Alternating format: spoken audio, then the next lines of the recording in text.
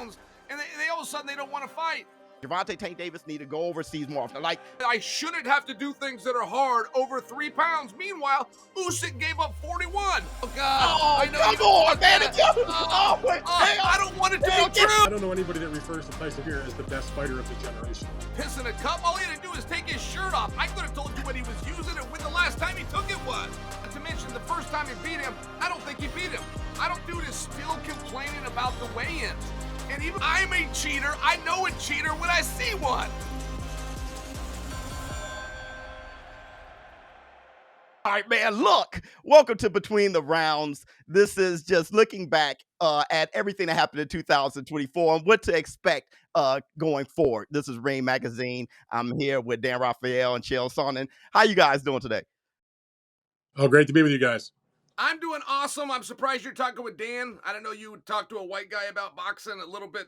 Hey, now. We'll try. We'll see how it goes. Hey, listen, wait a minute. Y'all know this is the day. This is Martin Luther King. This is I Have a Dream. This is the day, man. This is the month. This is the dream coming true here, Chael. This is the dream. You're right about that. I'm teasing, fellas. I'm thrilled to be here, by the way. I got some opinions. I know we're going to get into naming someone Fighter of the Year. I feel like that's maybe the great honor that the media can give. I got a strong opinion when we get to it. You? Can we just jump to it? I want to hear a strong opinion back. What do you think, Dan Rafael? I mean, let's just start off burning. I don't think this is really a hard pick, to tell you the truth. Oh, God. Now, can you go first then? Now that you said, can you go first? I'm happy to do it. I've already published mine on my Substack newsletter, Fight Freaks Unite, and I just cast my ballot for it in the Boxing Writers Association of America, which our balloting is now up for our members on the website. I thought this is a no-brainer. This is Alexander Usyk in 2024. He became the undisputed heavyweight champion of the world with a big win over Tyson Fury in that great fight.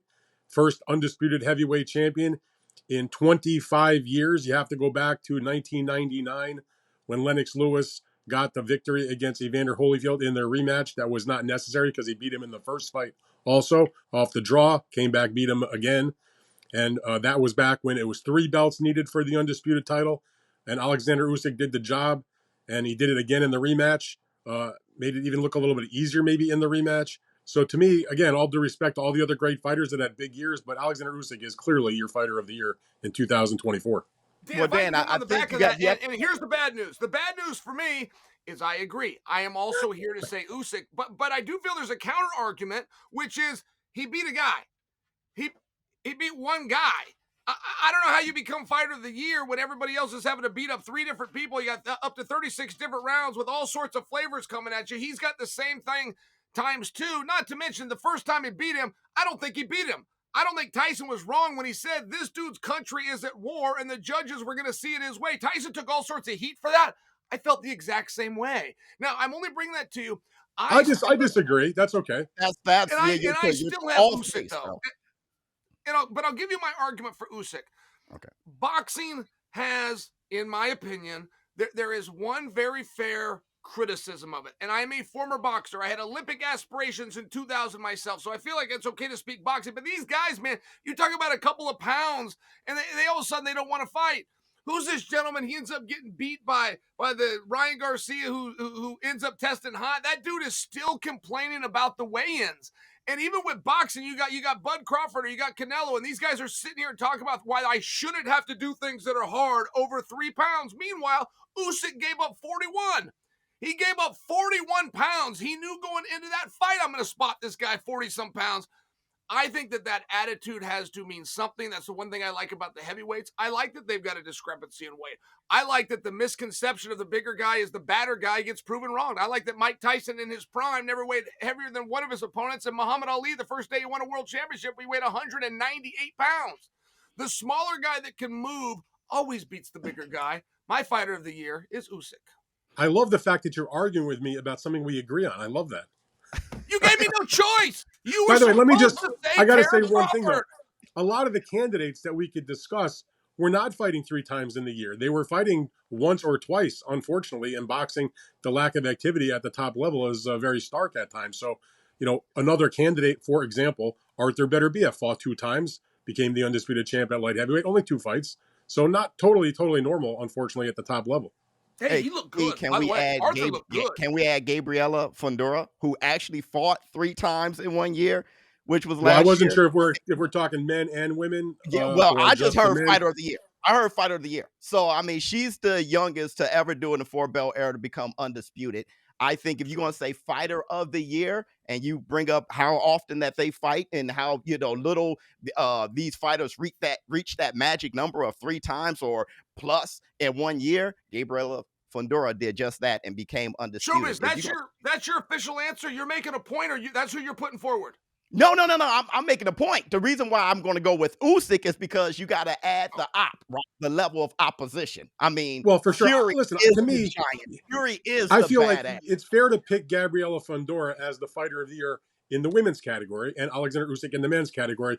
The difference in women's and men's boxing, particularly the depth of opponent, is so starkly different that and they are different. I mean, we don't pick you know, there's an NBA MVP and there's a WNBA MVP. And so to me, let the women get the glory for their great accomplishments in what they do, and the men get the great rewards for what they do. But to me, to even have the conversation where you're comparing the fighter of the year campaigns between the two, to me, it doesn't really make a lot of sense. So what I do is I generally keep them separate, and I give out a women's fighter of the year, and I did pick Gabriela Fundora clearly Oh for yeah, the women's fighter of the that year. was a no-brainer. But okay, if we're going to stay on the men's side of things, how about Daniel Dubois?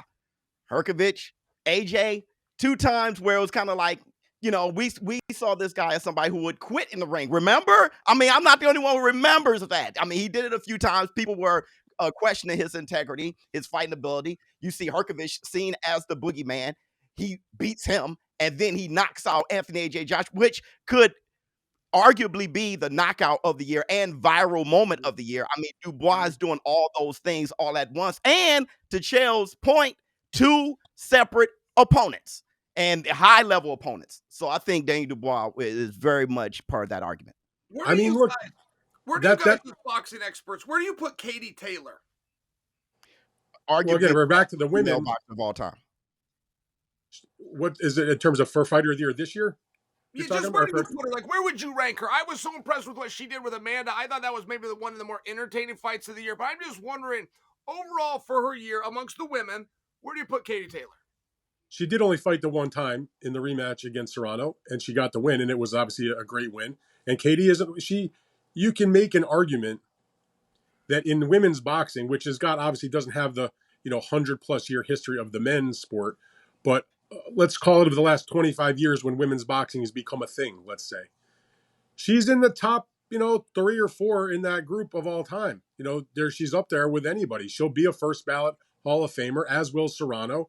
They both have incredible accomplishments. They put on 2 fantastic fights that I think are arguably the greatest women's bouts we've ever seen in the sport. No question, Katie Taylor is an all-time great. Not only is she an all-time great in terms of her professional experience, she is a beloved figure in her home country where she's done many great things outside the ring for charitable purposes and things like that. And she's an Olympic medal winner as well. She was, big time. They had so much respect for Katie Taylor that she carried her country's flag at the opening ceremonies in one of the Olympic games that she participated in. Yeah, Man, I would love and to the have one fight, like you said, she only fought and happened to be Amanda Serrano on, I mean, just a viral moment within itself on one hell of a card, right? You got Mike Tyson versus Jake Paul, and everybody was watching that Netflix crash and all those things. And that fight and she did it twice, arguably one of the greatest fights in women's boxing history. So, I mean, you're making a point there. I mean, yeah, she only fought once, but that once was definitely significant. Well, by the way, not only did she have the 2 amazing fights against Amanda Serrano, but when the Serrano rematch had been, this is not obviously this was not in 2024. It was the previous year. Her rematch was postponed because Amanda had to withdraw because she was still dealing with an injury. So she ended up, instead of facing Serrano in the rematch, she went and she moved up from 135 to 140, where she had fought once before and won a belt, vacated quickly, came back to lightweight. But she went up to 140 again, and she challenged Chantel Cameron for the undisputed women's title in that weight class. She lost in an upset in her home country, and it was one of the great fights, a fight of the year kind of fight. And then she came back and they did an immediate rematch, and she won it this time. And Yep. another great fight. She's been in like 4 of the greatest women's fights of all time, And and has been a 2-division undisputed champion. And outside of the ring, her impact, she properly buried Tom Molyneux. And I think that is going, people are going unnoticed. Tom Molyneux fought from slavery, fought his way to freedom, and he fought overseas, went to UK. He fought Tom Cribb in one of the most bloodiest matches of all time. The guy he passed away. No one really knew where he was or where he was buried or how he passed away. And she properly gave him a proper burial. So her impact outside the ring been great as well. And by the Just to way, humor me. this is not about her fighting ability so much, but outside the ring, she is literally like one. I know there's a lot of folks we could say this about. She's one of the nicest, kindest, most respectful human beings I have ever met in boxing. I've heard people say that. Even Amanda had to say that about her. Say, hey, this is a really wonderful girl. But in the fight, I mean, she will get as dirty as that thing needs to get. Will you guys just humor me just for fun? Because Amanda has the MMA and the grappling background. Just for fun, would you tell me, where do you put Amanda? Where do you put Amanda in terms of like what her contributions were for boxing, even if it was that only match? Does the boxing community revere Amanda? I'm purely curious. Oh, no doubt about it. Not only was she in the great fights with Katie Taylor, but she was in the Erica Hernandez fight's a great fight. She's the only woman in the history of the sport. She has the record for winning titles in the most weight classes. She's been a champion in 7 different weight classes. I mean, she has done it all the way from like, I want to say 115 pounds all the way to 140 pounds. I mean, she is a superb fighter and a great personality and just a fantastic fighter. I mean, we're really in a trailblazer because yeah.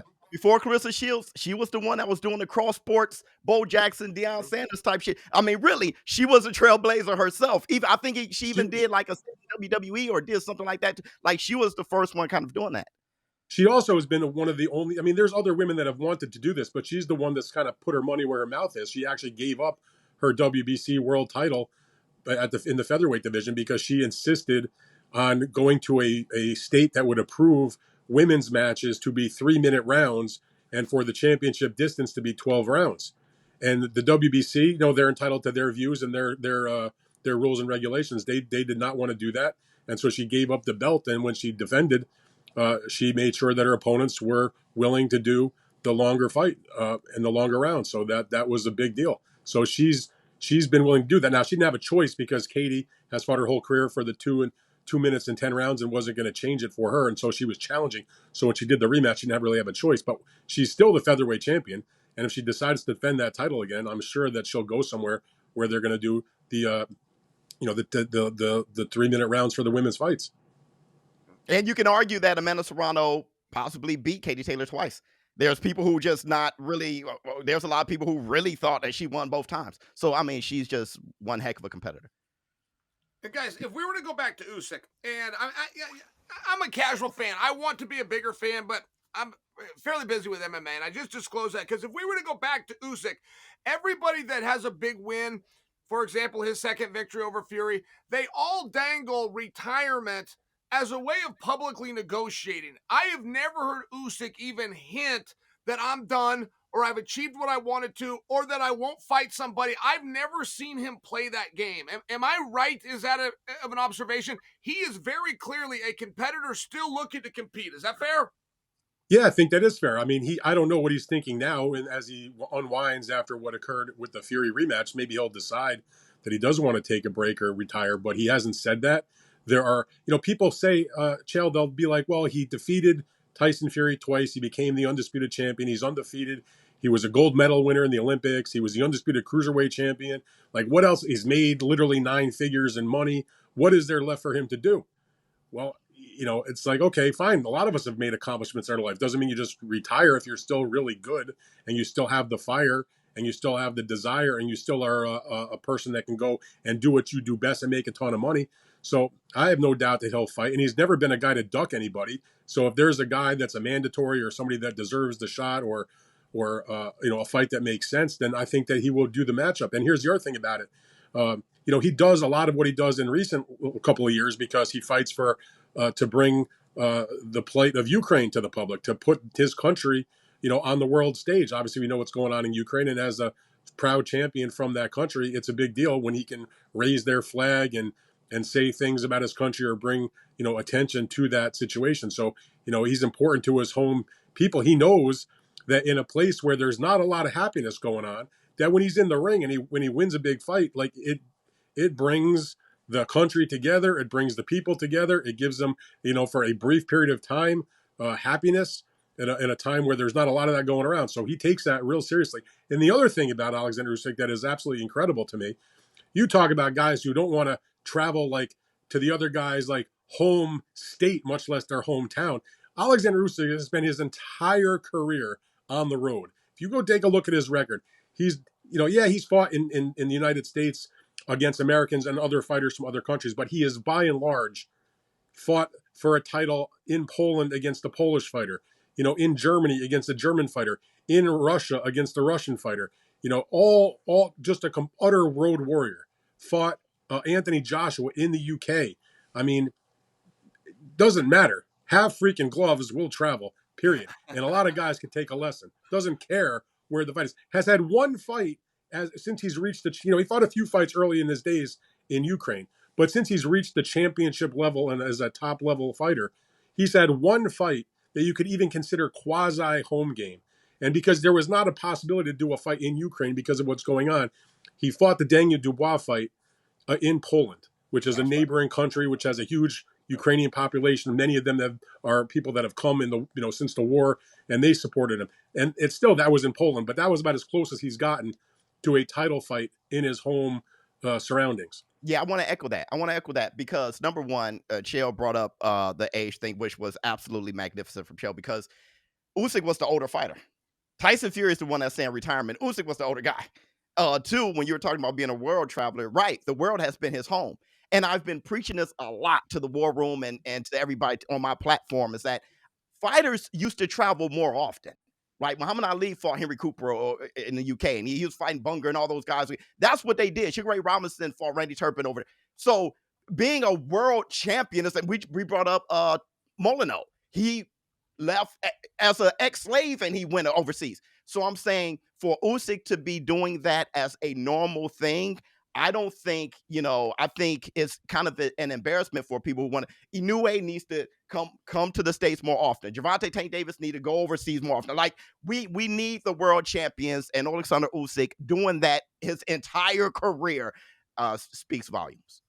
Now, in part, he didn't really have a choice. And from the standpoint, like the way he could make money he was kind of at the mercy where he had to go to fight in the other places, but he didn't complain about it. He just embraced it and just did his thing.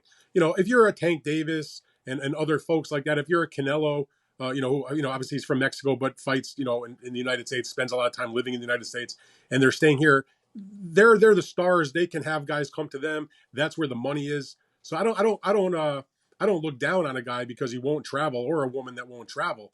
But I do take my hat off to the guy that will travel and don't complain about it at all. I think embraces it. I think you should travel. Got to be the money. I hear you. What do you think, Chael? I'm very curious of it. I mean, they seem to be able to do whatever they want in boxing right now. There was an announcement that got made. This didn't do huge numbers in America. I work for ESPN, and it was a huge deal to us. And that is Sheik Turkey and Dana White teaming up and then getting a distribution deal with ESPN. And it looks like ESPN has parted ways with everybody else. Like, that's the only boxing they're going to do. And it would seem like the sky is the limit with those guys. I mean, it would seem like they could get any matches that they want. I will tell you, I've been with Dana White for 18 years, but one thing about his leadership, he's going to make a decision, and that is the fight that's going to happen. Some people in boxing don't like that, but I will just tell you, for sustainability in a sport, unless you want to have something that has one or two things to look forward to a year, if you want to do it like Dana does it, where you got 2 fights every single Saturday to look forward to, there has to be somebody that can bring them together and get those guys in the ring. And I just offer that these dream fights, I hear Terrence Crawford and Canelo, and I get what's keeping them apart, but I just offer, in the world of boxing, it's hard to go anywhere and not have those names put together. There is leaders in boxing that will make fights like that happen on a regular basis. And I hope we get to that point. I think that would be very cool. And yes, it has a lot to do with money, but for right now, for the first time ever, we got the only sport in the history of the world where money is not a problem. Well, I want to ask you this. You're pretty much mostly an MMA guy. What's going on with His Excellency Turki Al-Sheikh and this new wave of boxing, how boxing is being moved now, being pushed now? Is it looking like something you can identify with being an MMA guy? Because I know it was just totally different. You know, the best wasn't fighting the best. You know, in boxing, we had all these complaints, and it seemed like that was something that was going on more often with UFC and MMA. When you look at this new wave right now, Chael, does it look more familiar to what would seem to be a more exciting, a more competitive sport, more similar to the way MMA has carried on? Yes. I mean, in short, the answer is yes. It's one of the things that's so interesting. When I got to come to Riyadh, it was for their first foray. They'd already done the boxing. They had Tyson Fury versus Francis Ngannou. But when I got to go, it was an MMA event, Bellator versus PFL. However, the leadership was the same. And His Excellency wanted to do this, and he had the money, he had the funding, but people were almost acting like he was a fool, and he was being a little foolish. He was parting with this money a little bit easy. So you get the Tank Davises of the world saying, I want a Maybach just to come and talk to you. And finally, Turkey put out a tweet to Tank directly and said, win some fights, make some money, and buy your own car. But that was the first time when he finally put back on the community and said, I'm not going to be throwing around stupid money anymore. And that's also what aligning himself with Dana White would do. Dana White's got access to a lot of money himself, but he only spends what he has to.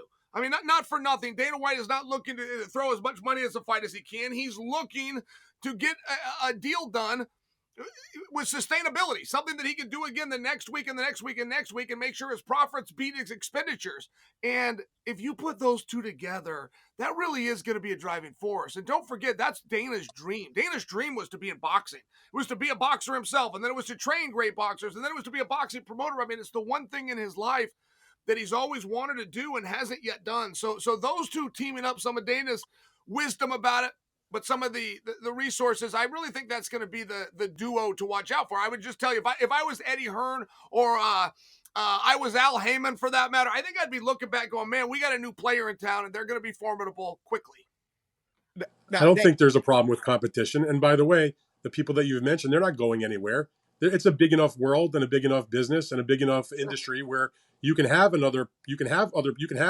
Turkey and his team. You could have Dana and the folks at TKO, and they can come and do their thing. And they obviously, Dana, I'm not a huge MMA guy, obviously, but I have nothing but respect for what Dana and the Fertittas and everybody over there had done with their company. And if they can bring a similar sort of thing to boxing, where there's certain things that are different in terms of the way that we don't have to litigate the fighter payout and the fact that the boxing promoters are under a federal Muhammad Ali Reform Act law and the MMA folks are not. There is a huge difference in that. But the point is, promoting an event, that's the force of personality. Obviously, you have to have the athletes to make the great matchups and the fans that will, turn out to see those events. So for my purposes, you want to bring more of the great fights that Turki Al-Sheikh is putting together. You want to bring in the promotional acumen and the force of personality of a Dana White. I believe that boxing is big enough to have them part of it as well as the others who are proven through the years. I mean, there's a reason why Bob Arum has been at the top of the food chain for almost 60 years thereabouts, why Eddie Hearn has been a dominant figure following in his father's footsteps for the last more than a decade. So, to me, the more the merrier, the better, the more competition, the better it is for the industry, in my point. Now, there are some that would say different because in the MMA world, while there are other promotions, UFC obviously is a dominant force, not necessarily a monopoly, but they have so many of the great athletes, they can make the fights they want. But in boxing, I think it's good for the fighters. It's good for the fans if the competition is there. We eventually see the fights we want to see. I don't agree that the best don't fight the best. What I do agree with is that the best don't fight the best often enough. Facts. That's a fair way to say it. That's Facts. fair. Facts. I totally agree. Now, listen, we were talking about Fighter of the Year for 2024. That's kind of... Chael got us off on some crazy tangent there. Yeah, we did. Now, listen. Now, let's look at this year. And I want some projections here. All right? Who do you think will be the Fighter of the Year this time next year for 2025? You want me to go first? You go. Chael, the floor is yours. Dan, I thought you were throwing it to me. I'm sorry to grab that. I'm going to jump way outside the box here. I'm going to have you guys roll your eyes, but what goes into that criteria, I think first and foremost, is the mandate of the masses. I think your ability to get attention, your ability to draw. Who is more likely to be able to break into the top of the hour on Sports Center? Whoever that person is, I think is the Fighter of the Year. I'm going with Jake Paul. Oh, God. Oh, I know come on, man. I don't want it to be true. Showbiz, I Listen. don't want it to be true. I don't want this to be so. But he was. I have Mike Tyson as one of the fighters of the year for this last year just because of what he brought in to that whole new platform of Netflix. I think that matters. If you want to talk just straight skill, I always look at the Olympics. Fighter You of got the a year is competitive like architecture. fighter of the year is like being the MVP of your sport. It means you're the best of that year. And listen, I have nothing but respect for what Jake Paul's been able to do. My track record is long and lengthy on that. You can go and read a million things I've written or listen to any number of the podcasts that I've co-hosted about it. So this is not about that. Jake Paul, as a fighter of the year, I mean, I guess if he got the opportunity and won a world title and beat a top level boxer, yeah, I guess, but that's highly unlikely to occur in 2025. The fighter of the year is the elite pound for pound fighters who do something special in their division. If you can look back the last 20, I've covered boxing now 25 years. There's only one time I can think of where a guy kind of came out of absolutely nowhere, was sort of viewed as a journeyman, and had a humongous year and won the fighter of the year. And that was, 15 years ago, probably Glenn Johnson, who knocked out Roy Jones, who defeated Antonio Tarver, became the light heavyweight champion. But other than that, every other guy who's been the fighter of the year has been a known quantity, who's been a pound for pound type guy, a recognized world champion who fought top opponents like the Usyks of the world. I can run down the list, just the great fighters we've seen. Canelo, for example, multiple time fighter of the year. Terrence Crawford, multiple time fighter of the year, et cetera, et cetera. Manny Pacquiao, Floyd Mayweather, on and on. I think the person that's going to do that is going to be somebody that we know who has the chance to fight the bigger names and score significant legacy type wins. So that ain't going to be Jake Paul or, and certainly not Mike Tyson in 2024. I'm going to tell you who it is. I'm going to tell you who it is because I'm going to piggyback off Chael a little bit because I thought he was going to go here. I get where Chael's coming from when he's talking about captivating the imagination because that's important too. Impact is really important as well. And we just have a different definition of what fighter of the year means. That's all. Okay, well I guess it all depends. It's so subjective, but I would think someone who encompasses all of that, right? Who has the resume, who has the boxing ability or show those things, maybe some viral moments now that we're in the social media, vertical that we're in right now. And then there's impact, right? And Chael, he definitely was leaning heavy on impact when he brought up Jake Paul. And I got a Jake Paulish kind of guy who encompasses everything else, who I think will be fighter of the year. He's my pick for fighter of the year for 2025, and that's Ryan Garcia. Ryan Garcia has. I knew you were going to say that. You feel what I'm saying? You feel where I'm coming from? You feel what I'm coming from? I love it. Okay, clearly, I've been brought here. Clearly, I've been brought here to be the voice of reason. No. Hear me out, Dan. Hear me out. Listen, you got a guy who has the impact. He has the Jake Paul captivity. But see, to me, that's not a criteria. But wait, just hold on. Wait a second. But did you see what His Excellency Turki Al-Sheikh has lined up? And if he wins, you can't listen. You're talking about Pitbull Cruz next.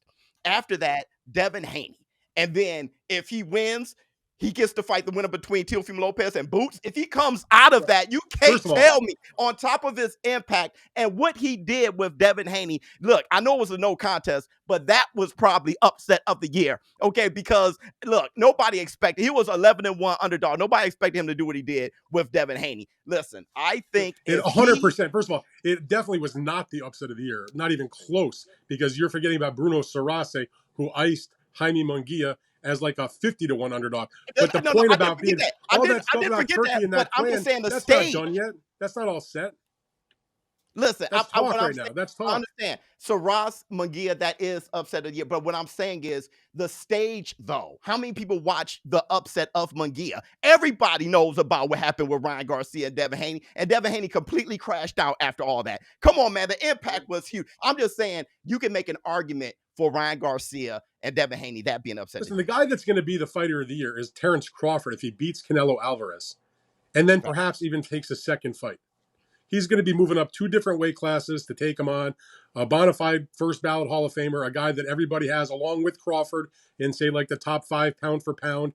A guy that's been a champion in a multiple of divisions. Terrence Crawford starting his career as a lightweight, now challenging for a unified championship, assuming the deals all get done. 30 plus pounds heavier. If he fights Terrence Crawford fights Canelo and wins, and then maybe even That's a I huge don't know if it if. will happen, but if he fought a second fight too, that's your fighter of the year most likely if he Do wins you the believe fight they clean. can get that fight done? Do you believe we will get Canelo and Terrence into the ring together in Yeah. 2025? That's No, awesome. the reason I'm pretty sure that's going to happen is because if you look at the landscape, Terrence Crawford. First of all, Terrence has been all over that fight for a long time. He definitely wants it. There are good opponents that he can fight in 154 pounds, where he won a title this past August, but nowhere near as big of a mainstream or financial rewarding type of fight or legacy kind of fight as a Canelo fight. So I'm not worried about the Crawford side getting the deal done. It's going to be about Canelo if he can come to an agreement, which they're working on with Turkey. Now, here's the thing: if you look at his weight class, 168 pounds, yeah, there's good guys he could fight, but it's nobody that's a mainstream crossover, leading sports center type of fight. Good opponents, yes, and the other opponents that a lot of folks would want to see, like against a David Benavidez, for example, is now fighting in the light heavyweight division and wouldn't even be ready for a fight in the time frame they're talking, which is like September for the Crawford fight, but Canelo potentially could fight even before that. Morrell and Benavidez are fighting on February 1st. He's not going to light heavyweight to fight those guys. Point is, he wants the biggest fight possible. And that's the biggest fight possible. Terrence Crawford against Canelo Alvarez. I think you guys would agree with this. Biggest fight in North American boxing. Biggest fight in boxing, except in the UK and Europe, maybe Fury versus Wilder, Fury versus Joshua still. But Not anymore. Canelo Crawford is a mainstream Yes. mega For fight. sure. So you want impact. That's your impact. And then if he wins, which a lot of people will give him a great chance because he's such a great fighter, that would be your fighter of the year. Chael, here's the problem. Yeah. Would you give Canelo Alvarez credit for beating Terrence Crawford? That's the problem, right? It's a one-way street. I would give Terrence a ton of credit for beating Canelo, but no, not the other way around.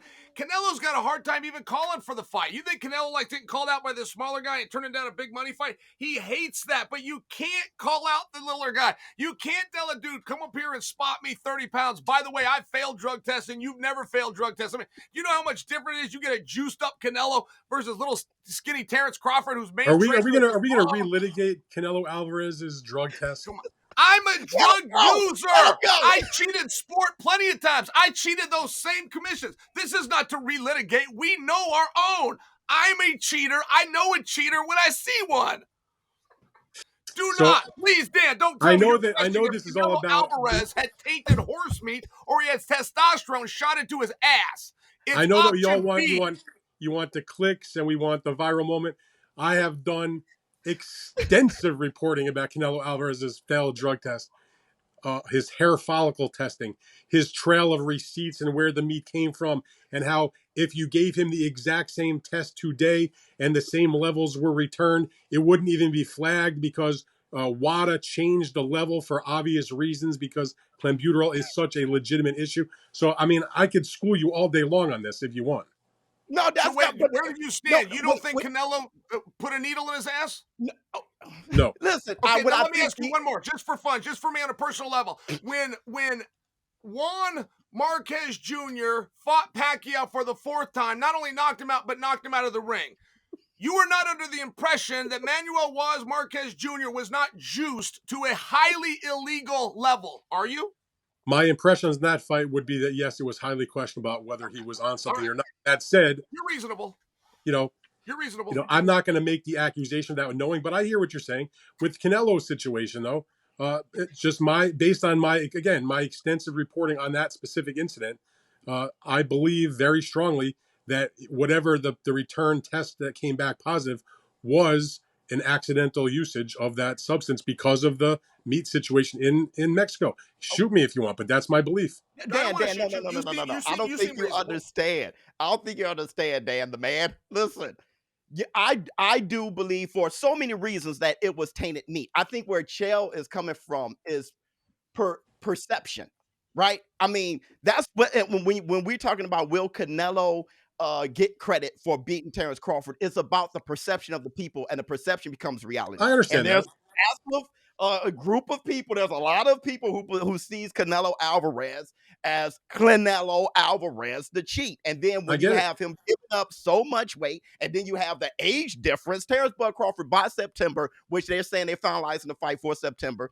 By September, he'll be 38 damn years old, bro. So there's a lot of things that he's given up where when you're talking about, it's all a go on Crawford's side, of course, but on But no, Canelo's but side, the point you though is got to this pay though. him to take the risk to not get credit, right? The original You're paying him to point take was the risk to go through a training camp to fight a guy that he feels he won't get credit for beating. the original point was that if it was Crawford that wins the fight, I would view him as the fighter of the year. I didn't say that if Canelo was the winner, that I'd view him as the fighter of the year. True. I know that. So that's two different things. Facts.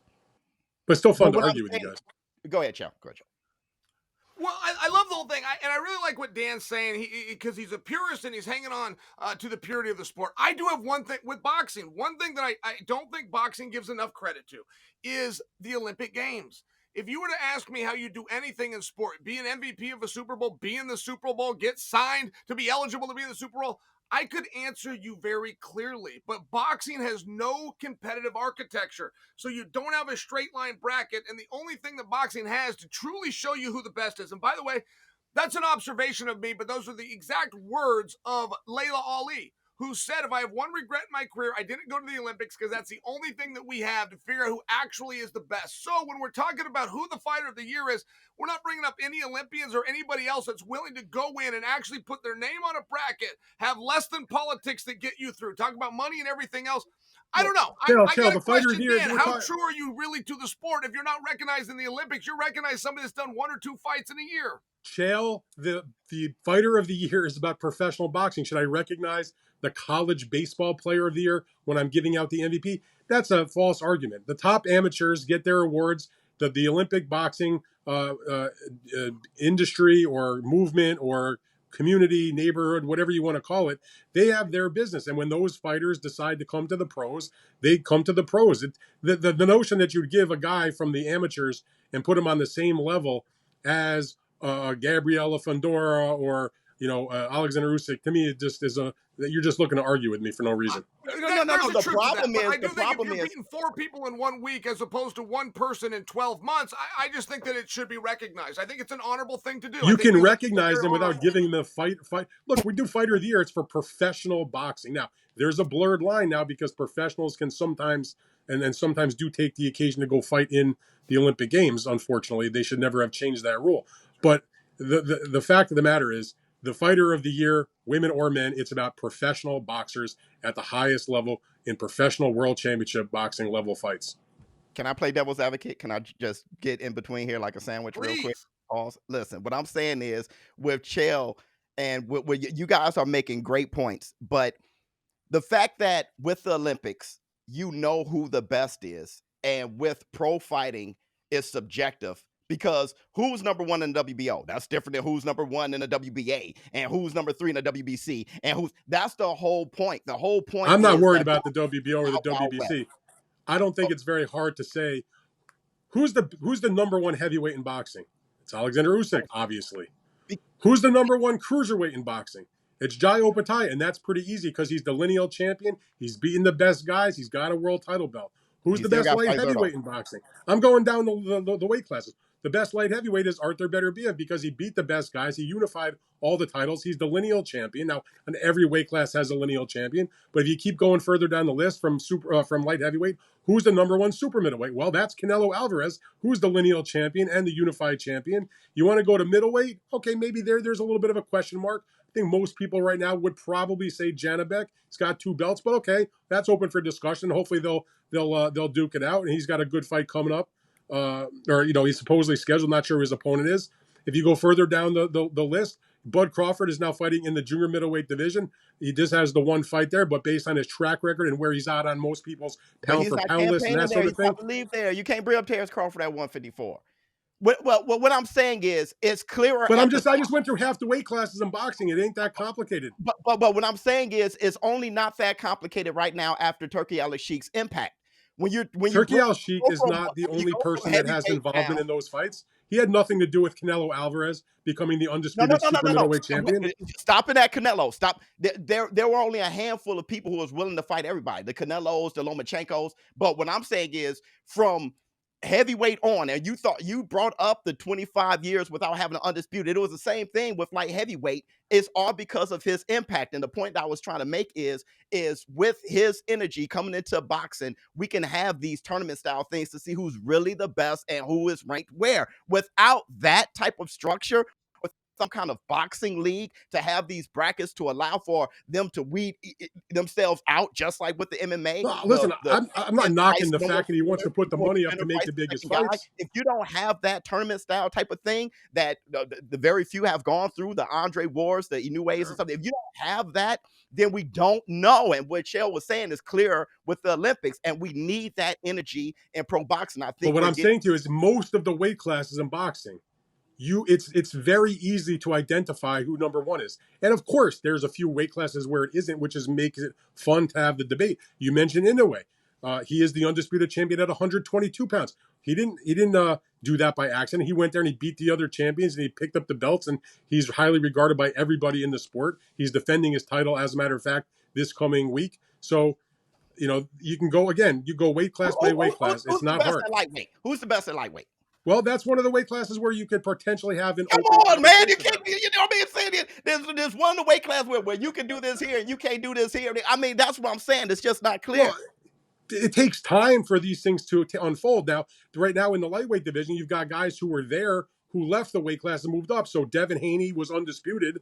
There was clear, that he was number one. That was not even that's basically like a year ago. He's moved up in weight. It takes time to reconfigure the weight class. Teofimo Lopez had been a lightweight champion. He went up in weight class. Gervonta Davis right now is fighting in the lightweight division. I think most people would say he's number one. He hasn't necessarily fought the other champions just yet. Hopefully he will in the future. But again, it does take time for this. You're picking one weight class out of 17. I'm picking it as an example, Dan. And the thing is, you're able to make sense out of it. I'm able to make sense out of it because we follow boxing every day as our job. I'm talking about the random guy at the barbershop who's saying who's the best is. And we have to go through this whole damn, conversation to find out who's the best, who's ranked number one, who's the champion. There's 18 titles. There's a whole bunch of super titles and stuff like that. I mean, dude, it's all subjective. If you cut through the fog, most of the weight classes are either 100% clear cut, or there's maybe a small quibble with this guy or that guy, which is what makes it fun, and you hope that they'll be able to fight each other. So if you want to tell me, again, junior welterweight, Teofimo Lopez, he's the actual real champion. He's got one of the belts. He's the lineal champion, and he's the guy right now. Again, we can talk weight class after weight class. Over Catterall. 100% over Catterall. 100%. He beat the man who beat the man. He beat Josh Taylor. And he did so rather easily. And if you want to go even further down in the weight divisions, take a look like a Bam Rodriguez at 115 pounds. No, and again, this is not related to what's been going on in Saudi Arabia. He was not a beneficiary of any of those particular fights. The man went out there and he beat the crap out of Juan Francisco Estrada, and he took the belt back that he used to have, that he had vacated to go down in weight, came back up in weight, beat the guy, and not only won the belt, became the lineal champion again. So again, weight class after weight class after weight class, I'm telling you. So you came up with one division in the lightweight division, which is maybe a little foggy. I would say it's a little foggy right now at welterweight because, of course, when Terrence Crawford vacated all the belts and went to the next weight class, it left a little bit of an open season. So now you've got guys with the belts. And you know what? Stanionis and Jaron Boots Ennis are going to probably fight each other in a unification fight in April. That may not necessarily make it official that they're number one, but it's going to go a damn long way to saying that he's the guy to put the target on his back. You're making my point, Dan. You're making my point. You don't realize it. You're making my point. You don't realize it. Chael, what do you think? It sound like Charlie Brown parents, right? Like we're wrong. I mean, you get what I'm saying? I fully do understand it, and I think that maybe one thing maybe one thing Dan isn't carrying over to the other sports. If you have somebody that everybody agrees is the best, it doesn't make him so. I'm old enough to remember Mike Tyson, one of the greats ever in the world champion, all through my childhood. Never would have held the world title, not one single time, if they put him against Evander Holyfield, who, by the way, was older than him. The way that story is remembered by so many is, Tyson had his run, and here comes this younger guy. The younger guy was older than him, wanted to fight. That is such a ridiculous comment. Mike, Well, listen, I don't feel it's ridiculous because then the same I'm thing going to happened tell to you Lennox why. You Lewis. said Mike. Lennox Hold Lewis on. had to go out and campaign the man that Evander Holyfield wouldn't fight. So we're told that Mike Tyson was the best, which was never true. Now we're told Evander's the best, which is never true because the whole time apparently it should have been Lennox. And the only point is, if you've got these guys, let's have a tournament. Let's Did have a way Chael to forget? figure it out. Did Chael forget that Mike Tyson won the WBC heavyweight title as a 20-year-old in 1986 at a time when Evander Holyfield was not even 2 full years into his professional career?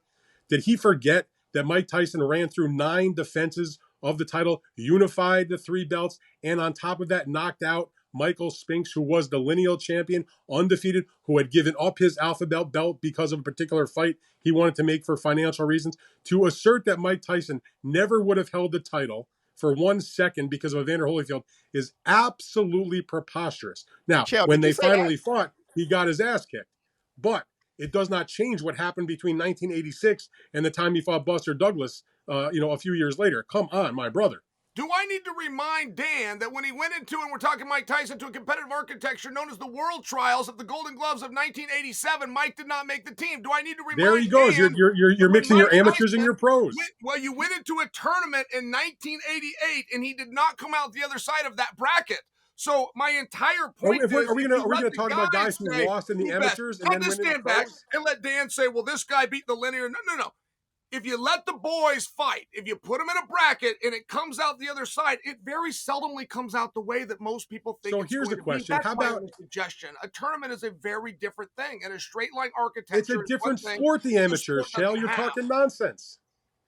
Henry Tillman beats Mike Tyson as an amateur in the Olympic trials. Good point. Good memory. In the pros, Mike Tyson cleaned him out in 1 round. Good point. Sure. So pro boxing ain't amateur boxing. To bring up the amateurs is lunacy. I mean, it doesn't make any sense. We're not talking about amateur boxing. I think he's bringing up the amateur structure, the fact that they have tournaments and brackets, and we can clearly see who's the best. They fight 3-4 times in a week. That ain't happening in professional boxing. Come on. Sure. 3-4 times a year. Can we do that? I would love that. Sure. Don't get me wrong. 3-4 times a year, 3 times a year, I'm happy. Just That's a totally different Why do you conversation. say it's different? I've heard other people say that. What do you think is so different about the two? And just use the Tillman fight. I mean, give me. This is a real question. I'm not baiting you into a trap here. What was different? Why did Tillman beat Tyson, but they did it in the pros? What is different? Well, there's a few different things. Number one, there are rule differences and style difference of what happens in amateur boxing. Number two, and I think this is more important in terms of the specific example, is that when Mike Tyson fought Henry Tillman, I think he was like literally 17 or 18 years old. 17. And it's a big difference when now he's at the point he fought Tillman, he's a 23-year-old man, grown man with a lot more physical maturity and a lot more experience as a fighter.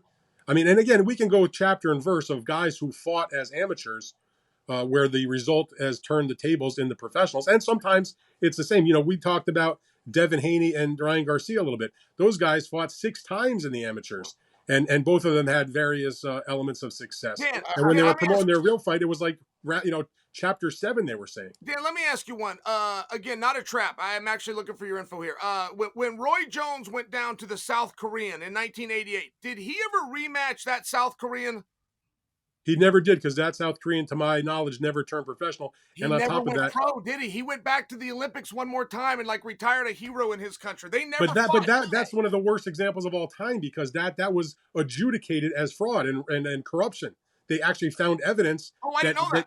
100%. That was the judges were on the take for that. That is one of the most classic examples of corruption. I knew in Seoul in '88 they were on the take, but did they change that decision? Like the IOC actually recognized something, or Roy is still officially silver medalist? Correct. I think Roy officially is still silver medalist, but they did recognize the corruption, and it should have been that they should have minted him a gold medal and given it to him, because you want to talk about getting robbed in a bad scoring fight or something along those lines. That was outright corruption, where it was found evidence. People, who testified, people who went on the record about it. Yes. That was just a travesty, and he was not the only one that suffered that. But again, Roy Jones, whatever he did as an amateur, whether he got the gold medal or not, in the professionals, the guy spent like 10 years as the pound for pound number 1 and won titles from middleweight to heavyweight. Teddy Atlas, my biggest resentment of all those years. Every quad we've got just terrible boxing. Teddy Atlas called that out as an employee of NBC, and NBC fired him. And then 12 years later reported that Teddy Atlas was right, and they still have not apologized to Teddy. I don't remember Teddy Atlas working the 1988 Olympic Games. Yes. Oh yeah, he did 80. He did 92 for De La Hoya, 96. Yeah, Teddy was the top announcer. NBC had the rights to it. Yeah, I don't think he did for saying 88. corruption. Turned out he was right. I don't think he did 88, but okay. But listen, I worked with Teddy for many years at ESPN, and Teddy I consider a friend, and I have nothing but respect for Teddy. And Teddy will call out the corruption or this. He'll call it as he sees it. But to reel this back in as far as the difference between pro and amateurs, I just think the scoring system is different. Have y'all actually watched the Tillman and Mike Tyson fight in the Olympic trials? Oh, a long time ago. I haven't seen that in years. Yeah, watch it again. If that was a pro fight, Mike Tyson would have won. Have you really looked at Better BF versus Usyk in the amateurs? Yes. Better BF hurt him. He stopped. Like if that was a pro fight, I would have said Better BF won. So I just think that Mike Tyson was trained as a pro fighter, not an amateur one. You can do a lot of slaps and a lot of things. There's people who are spectacular in amateur boxing. You got somebody who right now when we're talking, we could talk about prospects next, but Andy Cruz, who actually literally had to change his style a bit as a pro. Such a fantastic amateur fighter, but as a pro, I mean that stuff, that point collecting stuff, just not going to work out. And you see him sitting down on the shots more, and he actually didn't look as dynamic as usual in his last fight. So when you talk to promoters, managers, the talent scouts, the folks that go there to peruse the amateur talent level, and to a person, they will often tell you that they'll see a certain fighter who may not have the massive accomplishments, win the gold medal, but is 100% a better professional prospect. One of the examples that springs to my mind, because I remember watching it and thinking it to myself in real time, and it turned out to be absolutely true, is I remember in the 2000 Olympics watching a young Puerto Rican fighter named Miguel Cotto lose to Muhammad Abdullayev in the first round match. And I'm like, this kid Cotto looks like he's going to be a really good pro the way he fought that guy. He became a pro and became a Hall of Famer and won titles from junior welterweight to middleweight. And on top of that, defeated Abdullayev in the pro rematch. And it's just styles. There's a lot of guys that fight amateur boxing who are more suited because of how they do their job in the amateurs, but they're better suited for what they will do as a pro. And that's there's a million. Cotto is just one example because I remember it in real time. Andy Cruz is another great example. He was able to win all the accolades as an amateur, gold medals and all every top tournament you could think of. But in the pros, by going to Philadelphia and training with Bozy Ennis in a place where you're not going to have it easy in Philadelphia, where you have to bite down and you're going to have to really fight. He has tried to change his style into a pro, more so than just the touch and move amateur. And I'm actually really interested because he's back in the ring this coming Saturday on the Matchroom undercard in Las Vegas, where we'll see his further development in only his 5th professional fight against a real guy. Chael talked about, when they come into the pros, or how do you see who's the best? They're not babying him. He's fighting like legitimate pros from his pro debut. Now in his 5th fight, he's fighting real guys all along. So we'll see more development, how he looks as a pro compared to the style he had as an amateur. You know what? Let's kind of move forward and talk about 2025 when it comes to like fighting cards and stuff like that. I want to ask you guys, and Dan, you brought up Terrence Crawford versus Canelo Alvarez. That looks like that's going to be in September, and we don't know how that card is going to shape up. But we do know of a card in October that's shaping up where you're going to have Ryan Garcia versus Devin Haney, and on the undercard you're going to have Teofimo Lopez versus Boots. Do you think that card can? Whoa. That's not done. That's not even close to being done. Okay, but I'm saying that's what we're talking about. I mean, we don't know for sure. I don't have a crystal ball what 2025. So let's just talk about rumors and talk, because we don't even know if Terrence Crawford versus Canelo is really going to happen. And you brought up how Terrence. Well, I think that fight probably will happen, but whether Boots Ennis is fighting against Teofimo Lopez, Teofimo Lopez has a promotional contract that a lot of stuff's going to have to go on with this promoter if they can make that. But more importantly, is that Boots Ennis is on the verge of having the fight with Amanda Stanionis announced. And if anybody thinks that's somehow an easy fight for Ennis, that's lunacy. No, heck no. But I'm just saying, okay, let's play. Let's try to. If that card happens the way you just suggested, it's a great card, obviously. Okay, right. Do you think that card can be a better card than whatever Terrence Crawford versus Canelo card would be, just because Terrence Crawford, Canelo Alvarez is such a huge mainline?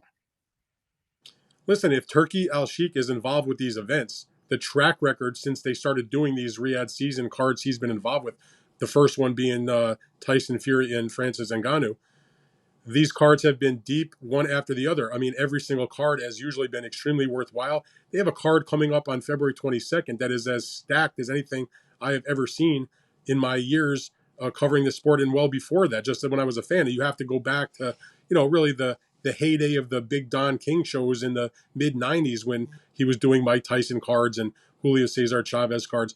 To answer the question, yeah, they can, if Turkey wants to put on more big time fights on a card that would be headlined by Canelo and Terrence Crawford, of course they can make a big time show because the track record is there and they've spent the money to do it time and time again. Do you think Ryan Garcia versus Devin Haney 2 can it be a bigger, more popular fight than Canelo Alvarez versus Crawford? What do you guys think? No, that fight won't be as big commercially as Terrence Crawford and Canelo Alvarez. I mean, don't get me wrong, it will be a significant fight, but their first fight did very pedestrian pay-per-view numbers. Now, of course, there's a ton of publicity and a lot of rancor and all the business that goes into building up the second fight. And they're going to also have interim bouts before that happens. So it will become bigger. But it's not going to be bigger than Terrence Crawford against Canelo Alvarez. That won't even come close, in my opinion. Was the impact what happened after Devin Haney and Ryan Garcia, the first fight, was that the biggest thing in 2024? I mean, it's definitely up there. I don't think it's the biggest thing. I think Tyson, Jake Paul was a bigger event, a bigger viral type thing, bigger attention, bigger audience. Other than the spectacle, was that the biggest pro boxing story of 2024? I don't think so. I think that Tyson Fury and Alexander Usyk for the undisputed championship is a bigger deal. I think certainly Devin and Ryan was a big deal, no doubt about it. Bigger deal, a bigger story. I mean, to me, they're sort of interchangeable in terms of like the terminology. And I write about big stories and small stories. And I can tell you just on my metrics on my own platform, if you go on my Substack, I can tell you that the people that came to read my material or listen to my podcast material about Jake Paul and Mike Tyson dwarfed anything to do with Devin Haney and Ryan Garcia. Not even close. Big fact. But still, again, we're talking about like a pro fight, not, you know what I'm saying? not that. Can't have it both ways, you know? Yeah, okay. It was a big deal. It was a big deal. Let's just keep it as a pro fight. Showbiz, I would tell you this. For me, it was. For me, the fallout of Haney and Garcia was so big.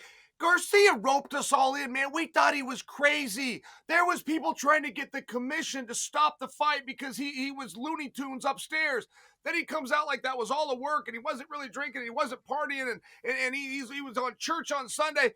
And then he comes out with a failed drug test to a voluntary agency, by the way. It wasn't even the commission that oversaw it. So then things got really weird. By the way, he was going a story that I broke, by the way, in terms of his failed drug test.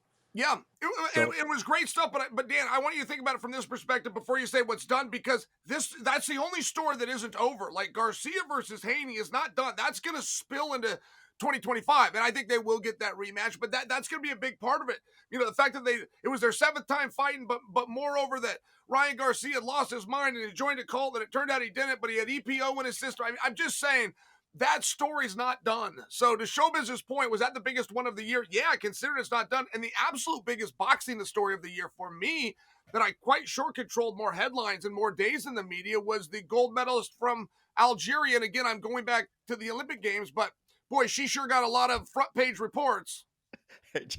Again, he's going back to the amateurs. I mean, if you want to know, when I did my roundup and I picked the story of the year, my story of the year was that Saudi Arabia, it was literally in the article I wrote, the subhead in the article, because I included other awards in the same piece. Story of the year, Saudi Arabia dominates. And the overarching story of what Turki Al-Sheikh and the people in Saudi Arabia that work with him have done to produce these mega cards, to bring to the public the Undisputed Heavyweight Championship, to bring to the public the Undisputed Light Heavyweight Championship, as well as rematches in both fights, as well as the other events they've done. And it sort of, in many ways, changed the paradigm of boxing. Like, it's become in Riyadh, that's the place where most of the biggest fights have taken place. Not New York City, not Las Vegas, not Los Angeles. So for me, that was the story of the year. Not Ryan Garcia losing his mind and failing a drug test. Okay. Listen. Who's hotter, Ryan Garcia or Canelo Alvarez right now? Canelo. Canelo right now, but the mere fact that we're even comparing Ryan Garcia means he did a good job. But Canelo's the answer. Listen, Chael, talk to me when Ryan wins an actual world title. I'll be Dude, impressed. listen, Dan, we're not talking the same language, Dan. We're not talking the same. Listen, I know I'm the voice of reason, and you guys are the no, you're talking about gritty, the sweet science boxing. Like, I listen, 100%. We could have that conversation, but I'm just talking about what can be more impactful, what is bigger, and what's going to dominate the headlines. I am questioning between Canelo Alvarez, Terrence Crawford versus Ryan Garcia, Devin Haney too. Let me tell I'm you really about Canelo questioning that. Which one's going to dominate the headlines for real? Canelo Alvarez and Terrence Crawford will generate in Las Vegas. Presumably, they do the fight at the T-Mobile Arena. There will be a live gate. Will probably be between $25 and $30 million, which would be the third biggest boxing gate in the history of Nevada, only behind Mayweather versus Manny Pacquiao, which was about $75 million, and Mayweather against Conor McGregor, which was quite a bit lower, but not in the 30s. So there's that. The other thing you have to remember about Canelo and Terrence Crawford, Canelo is the number one star in boxing, period. He has the biggest fan base. He has the most passionate fans, and they have turned out for years. He's established. Okay, so here's the point. Because of that, and then you take into account Terrence Crawford, who has a certain element of popularity also, and obviously is a great fighter. They have totally different fan bases, right? Canelo draws casual fans, obviously the diehard Mexican and Mexican Americans, and Bud, he has his fans who are largely the Midwestern folks, as well as obviously a big black group of fans. They are a divergent fan base. You bring them together for a mega fight, there you go. It makes it even bigger than you would have normally thought. Now you take a look at what you bring to the table with Ryan Garcia and Devin Haney. Ryan has his fan base, and Devin Haney, who is a tremendous fighter, has never had that level of fan base. And I don't think he's grown his fan base by what happened in their first fight. So I don't see any way that it can be a bigger fight than Terrence Crawford and Canelo Alvarez. End of story. You may have a point. You may have a point. And you know what? This is the first one I'm going to concede. And you're not as good as me as a debater, so congratulations. Dan, by the way, you said pedestrian pay-per-view earlier. Can I have that? Did you make that up? Can I use that? You could use that. If you see me using that and I don't cite you, I can have that. You're not going to think about it later. That is my gift to you today. But the thing is, when you say the word pedestrian, that fight did, like, neither fighter came close to the back end. In other words, when they get a over a certain amount, they get more money. So Devin Haney was saying he should get more money, but his Oscar De La Hoya promoted that fight, was like, look, the money wasn't there because it didn't hit the benchmark that was in the agreements. I don't think it hit the benchmarks for either guy, because it's not necessarily that Ryan and Haney's number was the same. It was it was a big promotion within the sport, but it didn't really touch the fans outside of the diehards. So it wasn't a complete failure, but it certainly did not live up to I think what a lot of people's expectations were on pay-per-view at all. Fury and Francis was also a tough one pay-per-view, and I'll just tell you personally, it started at 11 in the morning. I'm out here on the West Coast, and me and my friends were talking about getting together that night and watching it. We found out from Kevin Iole that it was already an hour in, and now it's like noon. And it was just one of these weird things where there was a few misses, but as far as a fight, I can't believe that just happened, I could not have been more surprised about the way Francis and Fury went. It really did leave me sitting back saying, wow, what did I just watch? Well, the thing about the way they've done those cards in Saudi Arabia is if there is a negative, again, the cards are stacked. I have nothing bad to say about the shows. That for our market in the United States, the timing is obviously not ideal. And frankly, it's not ideal in Saudi Arabia, because if it started at 9 o'clock in the morning where you are, by the time the show is over, it's like 3, 4 in the morning in Saudi Arabia. You want to know what was super bizarre? What Francis Ngannou did against Tyson Fury actually made us think that he had a chance against Anthony Joshua. Because you've seen Tyson Fury with his crazy chin. He gets up from everything. And you see Francis Ngannou actually pushes him to where many people think Francis Ngannou won the fight against Tyson Fury. And you have AJ, who's not known for having a great chin. And you got Francis Ngannou as one of the scariest punchers ever. People really thought that there may have been a chance there. And that is so crazy, because when you see the fight, you want to talk about viral moments. I know we're supposed to be speaking of viral moments. I think that's the most viral, when AJ knocked out Francis Ngannou. He walked That was out there that was and pretty good. knocked him flat out like George Foreman versus Cooney. Like he just walked right out. It was like, okay, I was reminded why there's levels to this, right? I was not that shocked that I was maybe shocked he got rid of him that easily, that quickly, but I wasn't in any way surprised. He won. Tyson Fury was it was a red herring, so to speak. He didn't train, it seemed like, for 5 minutes for that fight. You could tell in the condition he came in. You can tell in the way he was talking beforehand. They thought they were just going to move on. You know, the Usyk fight was preordained. It actually happened, but they had to put it off because he was so messed up from the fight against Francis. Which is why Fury and Usyk happened in May instead of in December of last year. So Francis, credit to him. He did a good job in that fight, but part of it was because of his own abilities. But you have to admit, part of it had to be because Fury just was not taking that seriously at all. Sure. I think Even Chael's that gonna have the surprises best me, case though. here. I mean, if you were to tell me that the best boxer of a generation doesn't train at all for a guy who's not even a boxer, I would still think the best boxer of a generation. I mean, I'm just sharing for you. There's no circumstance where Francis should be able to go 30 minutes with Tyson Fury, in my opinion. And I You're was right about wrong. that, Chael. But I That don't was know a big anybody. surprise. I don't know anybody that refers to Tyson Fury as the best fighter of the generation. Sure. Well, he gives me the best of a little while. I mean, whatever you want him to be the best of the day. I'm just sharing for you a lifelong boxer versus a guy that's never boxed. If you're arguing about a 10-week training camp, I would have predicted wrong. I would have thought Tyson could walk right through him. And Yeah, no, you're right. A lot of people thought that. We agree on that point for sure. No, hold on. A lot of people thought Tyson Fury was the best heavyweight of a generation. A lot of people did. Not many people. Not the whole sport though. Oh no, not the whole sport. But I thought he meant heavyweight because a lot of people saw Tyson Fury as somebody who could beat every heavyweight ever. Chael, I come from a profession where words matter. You are on record saying you think Canelo ate bad meat and failed a drug test. You were saying it to one of the great jug cheats of all time. Okay, fair enough. They got me on 3 things. They missed 8. Okay, I mean, I'm telling you, like, they're pretty good. I was better. And I'm telling you, he did not have bad meat. He had steroids. I've already had my say on that one. Any last words? Listen, I'm going to close out. I'm going to close out my thoughts on this. Fight of the year 2025, Ryan Garcia. It is what it is. Dan, I'm sorry. I'm sorry to hurt your feelings, make you mad. We both love the sweet science of boxing. We both do it every single day. I look at the history, love the history, respect me. I understand Ryan Garcia. He never really became champion. None of those things. I don't even think he can fight for a WBC title after the ridiculous. You're right. He's suspended from the WBC. I feel like you're trolling me today. 2025 fight of the year. Are you trolling me today? No, I'm not trolling. I'm being very serious. 2025, pin it, mark it, Ryan Garcia fight of the year. I will look forward to having another conversation. Well, other conversations down the road, but certainly let's get together next January and discuss that. I want to be here for it. By the way, I want to be here for it. I don't want Dan to be the only white guy in boxing. Okay, you gotta let me come back on that one. Hey, by the way, guys, before I go, hey, there's a new joke going around. Have you guys heard this? What is 6 feet tall, charming, and disappears in an instant? What? All right, everybody. Hey, thanks so much, Dan. I guess we learned our lesson there.